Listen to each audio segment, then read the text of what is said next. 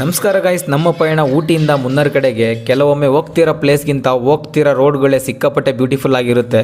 ಯಾವ ಕಡೆ ನೋಡಿದ್ರು ಹಸಿರಿನಿಂದ ತುಂಬಿದ ಟೀ ಎಸ್ಟೇಟ್ಗಳು, ರೋಡ್ ಕರುಗಳು, ಪಕ್ಷಿ ಸೌಂಡ್, ಇದನ್ನೆಲ್ಲ ಎಕ್ಸ್ಪೀರಿಯನ್ಸ್ ಮಾಡ್ತಿದ್ರೆ ಮೈಂಡ್ ಫುಲ್ ರಿಫ್ರೆಶ್ ಆಗುತ್ತೆ. ಮುನ್ನರ್ಗೆ ರೀಚ್ ಆದಾಗ ನೈಟ್ ಆಗಿತ್ತು. ಬೆಳಗ್ಗೆ ಎದ್ದು ವ್ಯೂ ನೋಡಿದ್ರೆ ವ್ಯೂ ಮಾತ್ರ ನೆಕ್ಸ್ಟ್ ಲೆವೆಲ್ ಅನ್ಕೊಳ್ಳಿ. ವ್ಯೂ ನ ನೋಡ್ತಾ ಸನ್ಲೈಟ್ ನ ತಗೊಂಡೆ. ಟಿಫನ್ ಮಾಡೋಣ ಅಂತ ಆಚೆ ಹೋದ್ರೆ ಎಲ್ಲಿ ನೋಡಿದ್ರು ನಾನ್ ವೆಜ್ ಹೋಟೆಲ್ಸ್, ವೆಜ್ಜೇ ಸಿಗ್ತಿರ್ಲಿಲ್ಲ.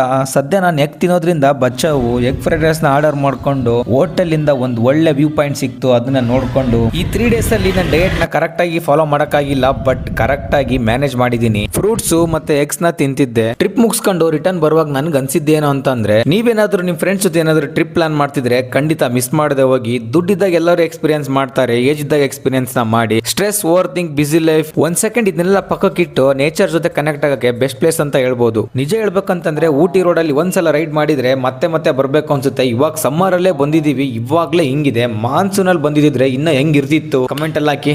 ಮತ್ತೆ ನೆಕ್ಸ್ಟ್ ವಿಡಿಯೋದಲ್ಲಿ ಸಿಗ್ತೀನಿ. ಬಾಯ್ ಬಾಯ್.